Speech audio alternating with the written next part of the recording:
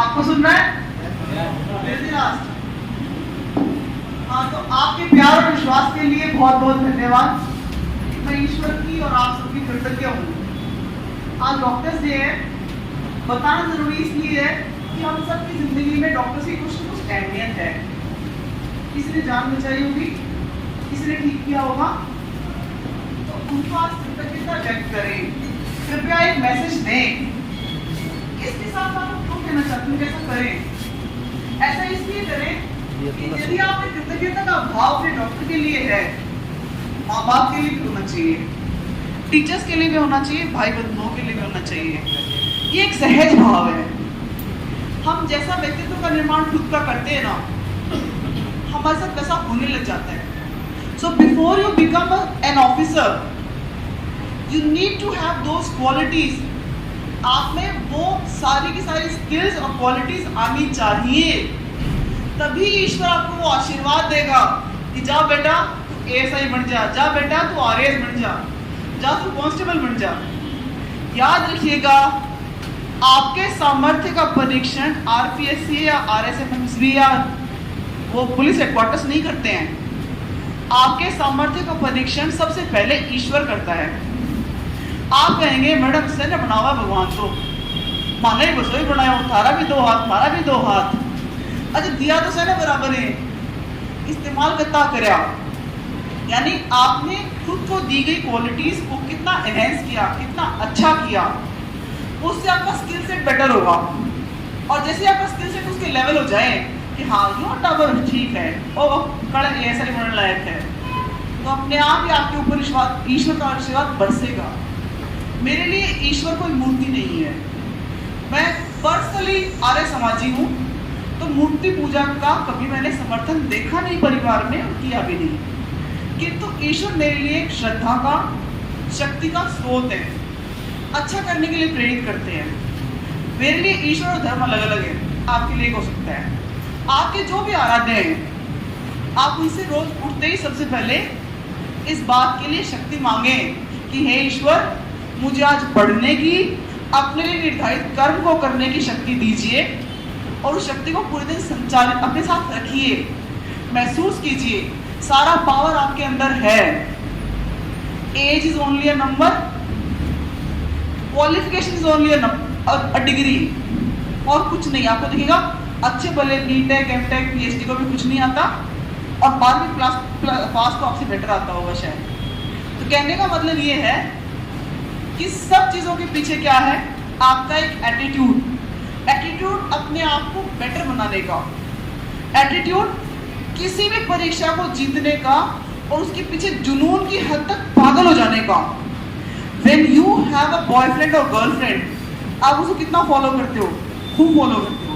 कठे गए हो, कठे गई, कब बात कर रहे हो, के पैर के आए हो, के पैर की आई, क्या टेस्ट है क्या नहीं है, नेल्स ट्रिम है कि नहीं है, शेविंग कब करी थी पिछली बार, और जाने क्या क्या। डू सो मेनी थिंग्स, है ना भाई? मैं भी कभी आपकी एज में थी, लेकिन इस जुनून की हद तक यदि आपने अपने लक्ष्य को फॉलो किया ना, तो क्या पता गर्लफ्रेंड बॉयफ्रेंड तो मिले नहीं मिले, आपका लक्ष्य 100% हासिल होगा ही होगा। ऐसा नहीं है जो आपको उस लक्ष्य से मिलवाने से रोकेगा। मैं तो शाहरुख खान की वो पिक्चर है ना, जिसमें वो कहते हैं कि किसी चीज को इतनी शिद्दत से चाहो कि पूरी कायनात आपको उसको मिलाने के पीछे लग जाती है। ऐसा होता है जब आपकी मेहनत बहुत अच्छी होती है, तो जिस दिन आपकी परीक्षा होती है ना, तो उस दिन आपका पेट खराब होता, ना घर में कोई परेशानी होती, ना लाइट जाती, कुछ नहीं होता। लेकिन जब आपकी तैयारी ठीक नहीं होती है, तो 2 मेहमान पहले दिन आ जाते हैं, आपका स्टमक अपसेट हो जाता है, सिर दर्द हो जाता है, बुखार लग जाती है, और मैंने क्या क्या बहाने भगवान अपने आप पैदा कर देता है, कुछ लायक ही नहीं है। आप समझ रहे हो मेरी बात को? करके देखना, किसी दिन शिद्दत से इतनी कोशिश करना किसी एग्जाम के लिए कि कुछ और आपको दिखे ही नहीं। लिटरली आपने कभी सुना होगा कि यार मैं तो भीड़ में भी तनख्वाह बैठा रहता हूँ, कई लोग शायरी मारते हैं ना कि मैं तो भीड़ में भी बेगाना, अपनों में बेगाना। वो एक्चुअली उसको आप ऐसे समझिए कि अगर मैं कहीं बैठ के काम कर रही हूँ, पढ़ रही हूँ, सुन रही हूँ ना, तो मेरे चारों तरफ कोई भी कुछ भी बोलता रहे, भौंकता रहे, गाता रहे, कुछ भी करता रहे, मुझे फर्क नहीं पड़ता। ये पावर ऑफ कंसंट्रेशन आपको जनरेट करना पड़ेगा। जब आप यहाँ पढ़ रहे हो तो पीछे वाले ने कसूर किया, कोई फर्क नहीं पड़ना चाहिए। ये बात सच है। एग्जाम में सर मान लो आप लिख रहे हो, प्रीलिम्स का टेस्ट दे रहे हो, कोई भी टेस्ट दे रहे हो, आप तो प्रश्न नंबर 15 पे पहुंचे और पीछे वाले ने पूछा 28 नंबर आता है क्या? अब क्या लगता है वो तो 28 में पूछ गो, मतलब 15 पे टिकट हो भी। You should not get distracted because of anything मतलब कुछ भी हो जाए। याद रखिएगा जो आपके अपने हैं वो आपके पास लौट के जरूर आएंगे, वो कहीं जाएंगे ही नहीं। जब आप तैयारी कर रहे हो तो इस बात को समझते हैं कि ठीक है कोई बात नहीं, पढ़ रहा है, पढ़ रही है। कुछ समय में नाराज हो सकते हैं कि हमारे पास मिलने नहीं आया, फोन नहीं किया, तो बड़ा आदमी होगो, तो बड़ी आदमन होगी, जाने क्या क्या। ये सबके कमेंट आते हैं, सबकी लाइफ में चलता रहता है बेटे। मेरे नहीं हुआ होगा क्या? मेरी भी लाइफ में बहुत सारे लोग हैं, 2-2 फैमिलीज हैं और बड़ी बड़ी फैमिलीज हैं। आप तो शायद उस जनरेशन में हो जहाँ 2-3 भाई बहन होते हैं खाली। मेरे हस्बैंड लोग 7 भाई बहन हैं और मैं पीएस से 6 बहन भाई हैं। हम लोग हो गए बहुत बड़ी ट्रेन बन हो जाए। और सबके घरों में 2-2 3-3 बच्चे हैं। किसी का बर्थडे आ रहा है, कोई पैदा हुआ है, किसी के घर में कोई गमी हो गई है। लोगों ने कहना शुरू कर दिया था मुक्ता तो किताबी कीड़ो है, बात असामाजिक प्राणी हो गई है। कोई का जाए गुनी, कोई का जन्म को तो भी का फर्क उन पड़ा, कोई का मर को तो भी फर्क उन पड़ा है। बहुत ताने दिए, पर मुझे पता था कि मुझे इससे कोई फर्क नहीं पड़ेगा। अगर मैं सफल हो जाऊंगी तो मेरे सारे अपने मेरे पास लौट के आ जाएंगे। And they all are with me now. Rather उनसे कई गुना लोग और जुड़ गए जो स्कूल टाइम में छूट गए थे, जो during the course of this time छूट गए थे, शादी के बाद छूट गए थे, वो सब मिलकर वापस आ जाएंगे और आपके हमेशा नए फ्रेंड्स बनेंगे। हर कार्य क्षेत्र में नए फ्रेंड्स बनते हैं। स्कूल टाइम के फ्रेंड आज नहीं है, नहीं है ना? कॉलेज टाइम के फ्रेंड आज नहीं है, आज कोचिंग के फ्रेंड्स हैं। कल सफल हो जाओगे, ट्रेनिंग में जाओगे, ट्रेनिंग में नए फ्रेंड्स बनेंगे, पुराने वाले छूटते चले जाएंगे। ये भगवान ने बनाई है ट्रेन, लोग चढ़ेंगे उतरेंगे, चढ़ेंगे उतरेंगे, परमानेंट आपके घर वाले हैं और वो कहीं नहीं जाने वाले हैं। तो बहुत दिमाग मतलब है ना, कोई भी फोन कैसा भी आ जाए, 5 मिनट का मतलब 5 मिनट और फिर छोड़ देना। ये मत सोचना वो ऐसे क्यों कह रहा था या कह रही थी, बाद में वो कह रहा तो कह रही थी, ठीक है? यहाँ आप अपने लालच के लिए आए हो, आपका लालच सिर्फ एक है, सफलता।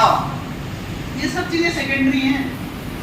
सब कुछ आपके पास कोई बैठा है, आपको पसंद नहीं आ रहा है, कल कोई और मिल जाएगा, दिमाग मत लगाओ। पीछे वाले ने कुछ कह दिया, कोई बात नहीं, बोल के रहो। मेरे को तो सामने से कोई गाली दे देना, आप में से कोई मुझे गाली दे दो, कसम से फर्क नहीं पड़ेगा। मैं सोचती कोई बात नहीं, बिना हड्डी की जुबान है, बच्चा है, फिसल नहीं, उसको पता ही नहीं वो क्या बोल रहा है। खुद पे विश्वास रखो और बहुत मेहनत करो। इतनी मेहनत करो कि आपको सोते जागते उठते बैठते सिर्फ यही ख्याल आए कि मैं 2 मिनट में हो जाऊं।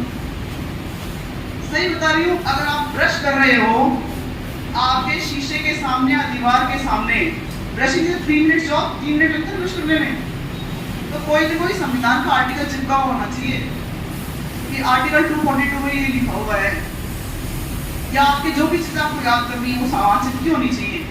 आंखों से कानों से सिर्फ वो घुसना चाहिए जो आपके परीक्षा की राह में है, उसके अलावा कुछ नहीं। उसके अलावा नो कटरीना कैफ, सही बोल रही हूँ?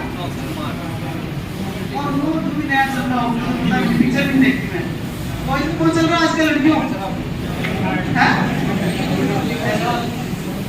Whatever, my sole purpose, Mahesh बाबू वो कौन है? पता नहीं। मुझे टीवी देखे हुए बहुत साल हो गए। Watching TV is a mere sheer wastage of time. It is true. TV देखना वेस्टेज ऑफ टाइम है, अखबार पढ़ना वेस्टेज ऑफ टाइम है मेरी नजर में। सोचता कोई और टीवी कुछ और कहते हो, मेरी नजर में वेस्टेज ऑफ टाइम है। अखबार में न्यूज कैसी आती है, वो मेरी बेटी भगा देखो, हाँ बच्चे के साथ हुआ दुर्व्यवहार, उसको सुनाई फांसी की सजा, या एक खड़े परसों नोट्स में आया था ना, एक खड़े हुए ट्रोले के अंदर पीछे जाकर के ट्रक ने मारी टक्कर, ट्रक में मवेशी भरे हुए थे, 3 गाड़ियां जल के खत्म हो गई, 5 आदमी जिंदा जल गए जिनके कंकाल नहीं मिले, 20 मवेशी जल गए। दुख की बात है, मैं ये नहीं कहता, लेकिन क्या वो आपकी परीक्षा में आएगा कि ऐसा घटनाक्रम किस दिवस को हुआ था? It is not a GK question. और हम क्या है, फोटो देखी, जी जान को पढ़ने लगा, आधी घंटा खत्म, कोई को नहीं। फिर जब आपने कोई अननेसेसरी इंफॉर्मेशन दिमाग में डाल ली है बेटा, तो कूदे के अंदर कहना बताऊं, कहना बताऊं, कहना बताऊं, बाहर निकलूं, बाहर निकलूं, बाहर निकलूं। और तुम तो हो नहीं सकती, बाहर निकले किसको बोलोगे सबसे पहले? अरे तेरे को पता है आज अखबार में ऐसा आया है, फोन करो मम्मी, मम्मी हम करो आज अखबार में दूध में आया, कांड हो गया। तो तारे दिमाग में टेंशन थी, पकाड़ के मम्मी के दिमाग में इंजेक्शन लगा देते लोग। इट इज प्रैक्टिकल बेटा, you are not suppose to read anything which is not relevant for your exam. आज के दिन तो कोई फोन नहीं कराऊं, यूं बताओ ना कि मामा का बात आ रहे हुए हैं, तो कहते मामा ने कहते अगले बात में मिला, आज सुन मिला। Absolutely correct. कोई भी ऐसी बात जो चाय की थड़ी पे भी आपको सुनाई देती है और जो आपके एग्जाम के सिलेबस से बाहर की है, कहां नहीं जाने चाहिए उधर। अननेसेसरी गार्बेज मत इकट्ठा करो दिमाग के अंदर, क्योंकि गार्बेज इकट्ठा करना आसान है, उसको बाहर निकालना बहुत मुश्किल है। अब जैसे मैंने आपको बताया दुदू के पास में, आपको ये याद नहीं होगा कि दुदू के एमएलए साहब कौन है या दुदू जिला किस दिन बना, लेकिन आपको जिंदगी भर के लिए बात याद रहेगी कि मुक्ता मैडम ने इस प्लेटफॉर्म से ऐसे कहा था कि 3 दिन पहले एक एक्सीडेंट हुआ था जिसमें 5 लोग जिंदा जल गए, क्योंकि ये न्यूज सेंसेशनल है।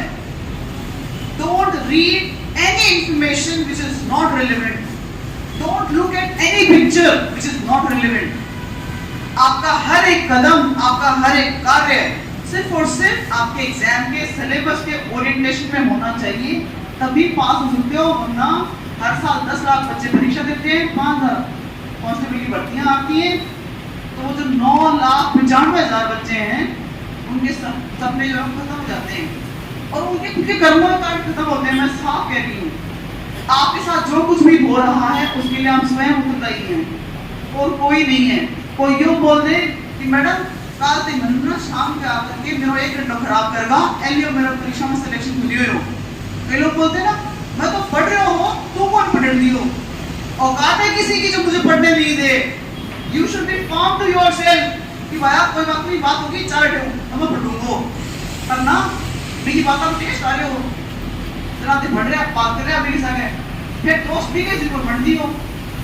यहाँ किसके लिए आए हो? खुद के लिए। जो भी आपकी सफलता में बाधक है उसको बाहर निकालिए और स्पष्ट कहिए। उसके पीछे से क्यों कहते हो? उसके मुंह पे तो अरे यार तू फालतू बात बोली रहे, टाइम मत खराब कर दो, कहना सीखो। यहाँ जो फीस आप जमा करवा रहे हो वो आपके माँ बाप की बहुत गहरी गाढ़ी कमाई का है, कमाई से भी ज्यादा बचत का है। कमा लियो, खा लियो, खत्म हो रुपये तो अटलीस्ट हमारे है ना पैसा, तब बचत का है, बचाना बहुत मुश्किल है। Very very difficult to save money.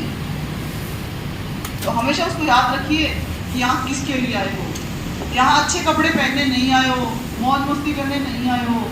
Sir हम नीचे एग्जाम्पल बता रहे हैं, आप बोले टावर आए हो, वो फीस तो जमा करा दी, अगले दिन राजा की रोटी खाई, मतलब किसी ही वो staying in some hostel and he complain to his father saying कि ना आलू और टमाटर अलग अलग पड़े, आप पानी पानी से जोड़ लो। अरे तो भैया सब्जी खाने के को थोड़ी आए हो, सब्जी तो तेरा ग्राम ही बनती ही। आप ये याद रखिए आप क्यों आए हैं, आपका प्राइम गोल क्या है, बाकी सब चीजें सेकेंडरी है। यहाँ आप अच्छा खाना खाने नहीं आए हो, घर से बाहर अच्छा खाना मिले गारंटी नहीं है। अच्छी चाय पीने नहीं आए हो, अगर आपके मुंह में से 5 बार दिन में बात निकलती है ना, अरे यार के रूम में हॉस्टल में बहुत बेकार चाय मिले, इसका मतलब आपने दिमाग में आपका परम लक्ष्य भर रखा है चाय अच्छी मिलनी चाहिए। मुंह में से ये सवाल निकलना चाहिए, अरे यार सर ने जो कल टॉपिक पढ़ाया था मुझे याद नहीं हुआ, मुझे याद करना है। समझ रहे हो?